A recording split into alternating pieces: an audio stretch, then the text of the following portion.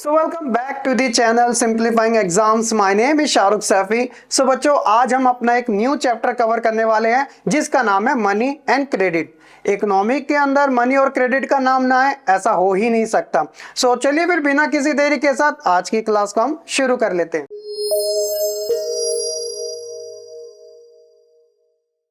सो बच्चों, बेसिकली आज मैं आपको जो मेरा मेन टॉपिक रहेगा वो मनी से रिलेटेड रहेगा। देन हम नेक्स्ट पार्ट में क्रेडिट के बारे में जानेंगे।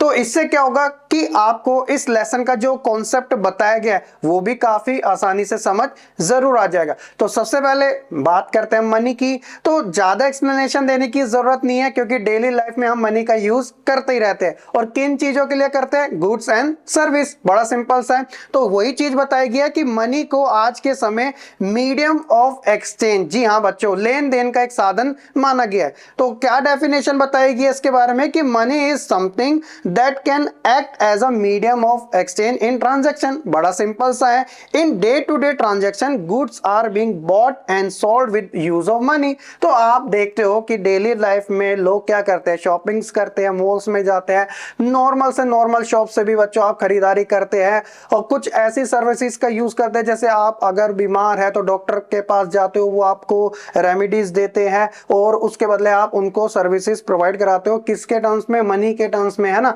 बड़ी सिंपल सी चीज है, बस हमारा लेन देन इसकी वजह से आराम से चलता रहता है। तो ये तो सारी चीजें होगी मनी के बारे में। लेकिन प्रॉब्लम पता है कहां पर है? प्रॉब्लम है बच्चों उस समय क्या होता था जब मनी नहीं थी। जैसे आज के समय तो मनी अवेलेबल है ना।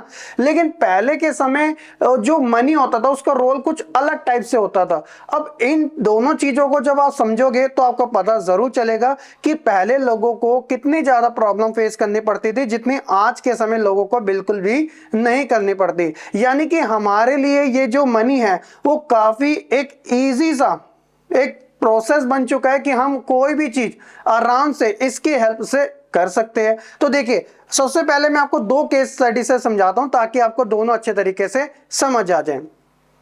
तो सबसे पहले बच्चों हम बात करेंगे केस स्टडी फर्स्ट के बारे में जिसमें हम यूज कर रहे हैं मनी का।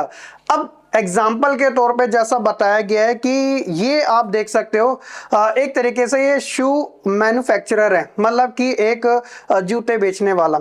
अब देखिए, ये जो जूते बेचने वाला व्यक्ति है इसको जरूरत है अपने घर के लिए गेहूं की, यानी कि व्हीट की। तो अब सिंपल सी चीज है कि इसका जो जूता है, इसकी कंपनी है या इसका शॉप है, जो भी है, वो बस सोल्ड आउट होने की देरी है और जैसे ही वो सोल्ड होगा इसके पास मनी आ जाएगी और उस मनी से वो सिंपली गेहूं खरीद लेगा, है ना। आप इसमें कोई भी एग्जांपल अपना जोड़ सकते हैं जिस चीज की आपको जरूरत हो सकती है। तो बड़ा ही एक तरीके से सीधी सी लाइन खींच दी सर आपने, तो मतलब समझ आ गया। इसमें वैसे समझ आने वाली कोई चीज थी नहीं, बड़ा सिंपल सा है। लेकिन केस स्टडी 2 में देखिए, इसमें बहुत सारे चेंजेस आपको देखने को मिल रहे हैं और प्रॉब्लम्स भी क्रिएट हो रही है। जैसे तो ये है केस 2 के अंदर बताया गया है कि जहां पर goods are directly exchange for goods, यानी कि अब यहां पे एक तरीके से मनी का रोल नहीं है। यहां पे जो गुड्स हैं, जो वस्तुएं हैं, जो चीजें हैं, उसके बदले, मतलब वस्तु के बदले वस्तु ही चलेगी। मनी का यहां पे कोई रोल नहीं होगा। तो जैसे कि आप तीन यहां पे सिचुएशन देखिएगा। पहली सिचुएशन में बताया गया कि ये जो है ये एक जूते वाला है, ठीक है, शू वाला है। तो ये क्या बोल रहा है? I will give you shoes for wheat, यानी कि मैं आपको जूते देता हूं और मुझे जरूरत है आपके गेहूं की। चलो ठीक है। लेकिन ये जो गेहूं वाला है ये क्या बोल रहा है? आई डोंट नीड शूज, मुझे जूते की जरूरत नहीं है। आई नीड क्लोथ्स, मुझे तो कपड़ों की जरूरत है। अब तीसरा वाला बोल रहा है कि आई वांट शूज, मुझे जूते की जरूरत है लेकिन आई डोंट हैव व्हीट, मेरे पास गेहूं तो है ही नहीं, मेरे पास तो ये पॉट रखे हुए हैं, है ना। तो इसको जरूरत है गेहूं की और इसको जरूरत है कपड़ों की और इसको जरूरत है शूज की।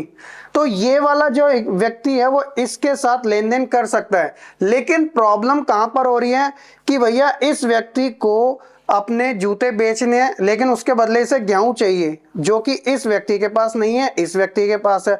और ये व्यक्ति से गेहूं इसलिए नहीं दे सकता क्योंकि भैया इसको शूज की जरूरत नहीं है, इसे तो कपड़े की जरूरत है। तो एक तरीके से पजल सा नहीं हो गया। जहां पहले वाले केस स्टडी में क्या हो रहा था, अरे भैया सिंपल सी चीज है, मनी है भैया, ठीक है बेच दिया, उसकी मदद से मैंने गेहूं खरीद लिया, व्हीट खरीद लिया। लेकिन यार यहाँ पे क्या हो रहा है कि हमें गुड्स की नीड्स हैं और वो गुड्स हमें मिल नहीं पा रही है एक्सचेंज करने में। तो ये जो प्रॉब्लम कहलाती है उसे हम कहते हैं बार्टर सिस्टम। तो इसी को समझने के लिए मैंने आपको स्टार्टिंग में ही एग्जांपल दे दिया। अब देखिए यहां पर बात आती है बार्टर सिस्टम में, जब बच्चों मनी का रोल नहीं था, लोग क्या करते थे, गुड्स के बदले गुड्स को एक्सचेंज करते थे और उनको काफी ज्यादा प्रॉब्लम फेस करनी पड़ती थी। जैसे एक्सप्लेनेशन देखिएगा, बार्टर सिस्टम में क्या बात की गई है, when goods are directly exchange for goods and there is no use of money. जहां पे मनी का कोई यूज नहीं है, सिर्फ वस्तु के बदले वस्तु ही खरीदी बेची जाएगी, तो इस प्रोसेस को बच्चों बार्टर सिस्टम के नाम से जानते थे। और मैंने आपको बताया था कि प्रॉब्लम कहां पर हो रही है, प्रॉब्लम यहां पर हमें देखने को मिल रही है डबल कोइंसिडेंस ऑफ वांट्स, यानी कि हमें उन चीजों की आवश्यकता है जो सामने वाले के पास होनी चाहिए और सामने वाला हमें तब देगा जब उसे उस चीज की आवश्यकता हो। कहने का मतलब अभी हमने तीन सिचुएशन देखी थी ना, यहां वाली मैं आपको दिखाता हूं, ये वाली, ठीक है।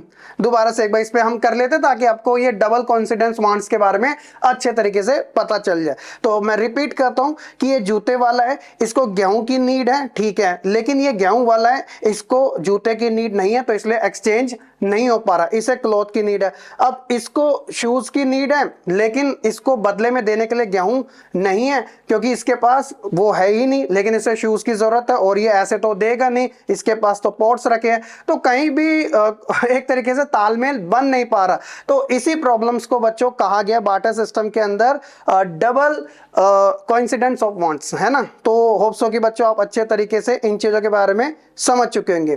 तो इसमें बात आती है कि व्हेन इन द एक्सचेंज, जब बात आती है एक्सचेंज की, both parties agree to sell and buy each other commodity, तो it is called double coincidence of wants.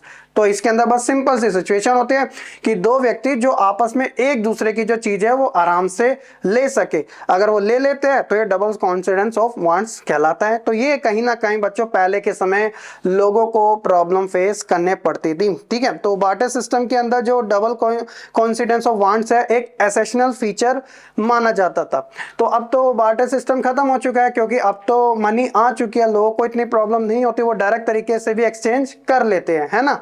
तो ये सारा चीजें बच्चों इसके बारे में बताया गया था। होप सो कि बच्चों आप यहां तक समझ चुके होंगे। आगे बात आती है कि मॉडर्न फॉर्म ऑफ मनी की। आज के समय मनी की जो मॉडर्न फॉर्म है वो क्या क्या है वो एक बार देखिएगा। तो सबसे पहले तो बात की गई कि money is anything that generally acceptable as a medium of exchange. बड़ी सिंपल सी चीज है। The earlier form of money, जो पहले के समय मनी का कैसे यूज होता था, ग्रेन्स, कैटल, मेटेलिक। आप देखते हो अनाज हो गया, पशु हो गया, लोग अपना अनाज रखवाते थे, उसके बदले कोई चीज लेते थे, अपने पशु रखवा देते थे, उसके बदले कोई चीज ले लेते थे। तो ये सारी जो चीजें होती थी पहले के समय मनी के तौर पे यूज होती थी। अब आज के समय क्या हो गया, the modern form of money includes currency notes, coins, demand deposit of bank, DD जिसे हम कहते हैं, है ना, जो कि आपको आगे और अच्छे तरीके से पता चलेगी। तो आज के समय आप देखते हो कि करेंसी नोट हमारे पास अवेलेबल है, चाहे वो 10 रुपीज का हो, 20 का हो, 50 का हो, 100 का हो, 500 का हो, 1000 का नहीं है ना। 1000 वाला तो 2016 में ही बंद कर दिया गया था, अब उसकी जगह 2000 वाला है ना। तो हमारे पास करेंसी नोट अवेलेबल है, कॉइन्स भी अवेलेबल है, चाहे वो 1 रुपी का हो, 2 रुपीज का हो, 5 का हो, 10 का हो, इवन 20 का भी आ चुका है। आगे का मुझे आइडिया नहीं है, वैसे है भी नहीं, ठीक है। तो आज के समय में ये सारी मॉडर्न फॉर्म है मनी की और ये सारी चीजें एक्सेप्टेबल है और लोग इसे आराम से एक्सेप्ट भी करते हैं। इसके पीछे पता रीजन क्या है, इसके पीछे बच्चों रीजन है कि जो हमारी सेंट्रल गवर्नमेंट है वो एक लीगली तौर पे इसे एक्सेप्ट करती है। तो इसलिए पूरे देश में आप कहीं पर भी मनी का इजीली यूज कर सकते हो, कोई भी आपको डिनाई नहीं करेगा, अनटिल कि वो जो करेंसी है वो ठीक हालात में होना जरूरी है।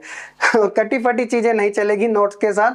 अगर आपको कोई आपका जो नोट है जो भी है वो अगर फट रहा है तो आप उसे बैंक्स में जाके एक्सचेंज कर सकते हो। लेन देन में कहीं ना कहीं प्रॉब्लम आ जाती है ना। चलो वो तो अलग अलग बात है अपने आप में। लेकिन सवाल यहाँ पर यह है कि why is it accepted as a medium of exchange.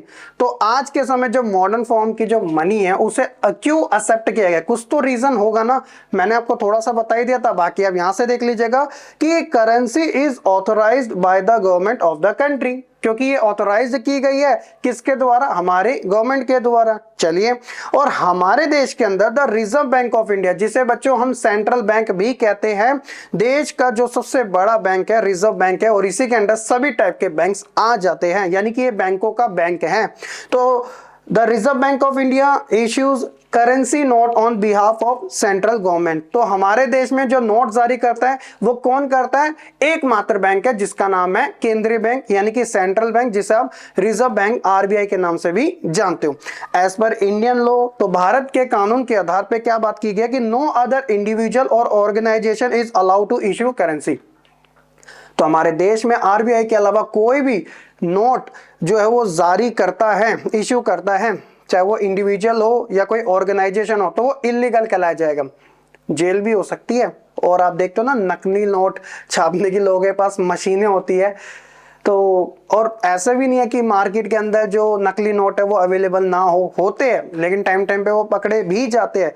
क्या करें, लोग इन एक्टिविटीज में लगे रहते हैं, कहीं ना कहीं वो करप्ट होते हैं, इसलिए समय समय पे इन चीजों की जांच होती रहती है। और जो आरबीआई वो गाइडलाइंस भी जारी करते हैं कि जो असली नोट है उसकी पहचान कैसे की जाए। आप किसी भी बैंक में जाओगे, हर एक बैंक में इंस्ट्रक्शन दी जाती है असली नोट की पहचान की। चलिए, ये तो चीजें होगी सारी चीजें। तो ओवरऑल अगर हम देखें तो आरबीआई के अलावा कोई भी जो नोट्स है वो इशू नहीं कर सकता। ठीक है भैया, चलिए आगे बात की गई है कि the law legalise the use of rupee as a medium of payment that can not be refuse in setting transaction in India.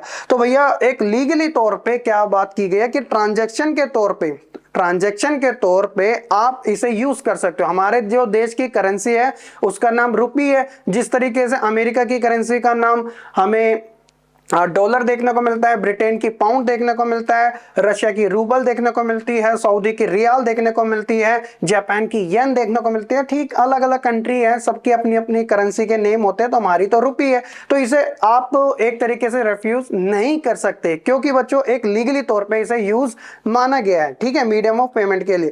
No individual in India can legally refuse a payment in rupees. तो कोई भी बच्चों deny नहीं कर सकता, क्योंकि आप देखोगे ना करेंसी नोट को अगर आप ध्यान से देखोगे वहां पे नीचे गवर्नर के साइन होते हैं। आज के समय जो हमारे आरबीआई के गवर्नर है उनका नाम शक्तिकांत दास है, आप सर्च करना उनके बारे में। ठीक है, तो आप देखोगे करेंसी में उनका नेम भी मेंशन होता है। जो ओल्ड नोट होता है उसमें ओल्ड गवर्नर के नाम भी लिखे होता है, क्योंकि वो प्रॉमिस करता है कि वो आपको इतने रुपए की वैल्यू दे रहे हैं। डजंट मैटर कि वो 100 का है या फिर 2000 का या 500 का है, वटएवर। ठीक है, तो इससे ये सिद्ध होता है कि the rupee was widely accepted as medium of exchange. चलिए, ये सारी चीजें ऑप्शो के आप अच्छे तरीके से समझ चुके होंगे। आगे बात करते बच्चों, अभी हम बात कर रहे थे आरबीआई के बारे में, रिजर्व बैंक के बारे में, जो कि सबसे बड़ा मेन रोल प्ले कर रहा है मनी को लेकर। तो उसके जो काम है, जो कार्य है, वो कौन कौन से है। तो देखिए बच्चों, आप टोटल 5 एटलीस्ट याद जरूर रखिएगा, एग्जाम में भी काफी हेल्प करते हैं। ठीक है, आने वाले टाइम में हम क्वेश्चन आंसर सीरीज भी करेंगे। तो सबसे पहले अगर आप देखोगे तो इसके मेन काम है कि ये करेंसी को जारी करता है। इसके अलावा मैंने आपको बताया था कि पूरे देश के अंदर से एक ही आरबीआई बैंक होता है, तो इसके अंदर जितने भी बैंक आते हैं, चाहे वो प्राइवेट हो या गवर्नमेंट हो, वो सभी इसी के अंदर काम करते हैं।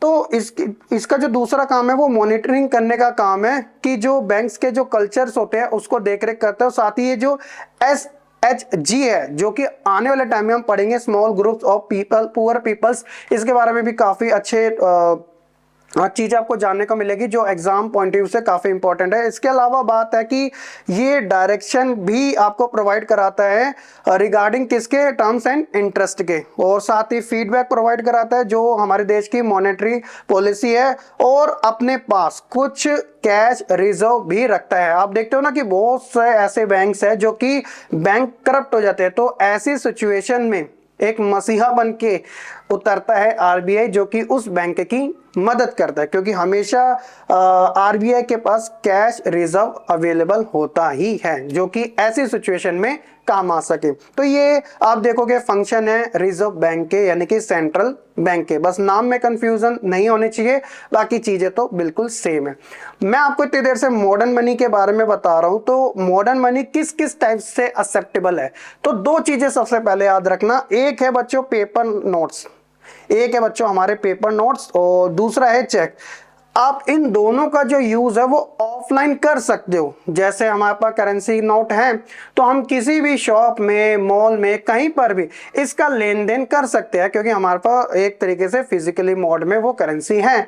इसके अलावा चेक के थ्रू, चेक के थ्रू क्या होता है कि चेक टू टाइप्स का होता है। एक होता है सेल्फ, कि जिसका जिस अकाउंट में, जिस बैंक में अकाउंट है वो अपने चेक के थ्रू भी पेमेंट को आराम से विड्रॉल कर सकता है चेक के थ्रू, और दूसरे के थ्रू भी कर सकता है। यहाँ पे ये ऑफलाइन ज्यादा होता है। अब इसके अलावा आप देखते हो एक चीज और याद रखना बच्चों, जो हमारे करेंसी नोट होते हैं आपको लगता होगा ना कि वो कागज के है, बट वो कागज के नहीं है। बिल्कुल सही सुना, वो बच्चों कॉटन के होते हैं। 100% कॉटन यूज होती है हमारे इन नोट्स के अंदर, आप जरा चेक जरूर करना। इसके अलावा ऑनलाइन जो हम एक तरीके से मनी का यूज करते हैं वो किन किन टर्म्स में करते हैं, तो यूपीआई के थ्रू हम करते हैं। यूपीआई आज के समय बहुत ज्यादा फेमस है।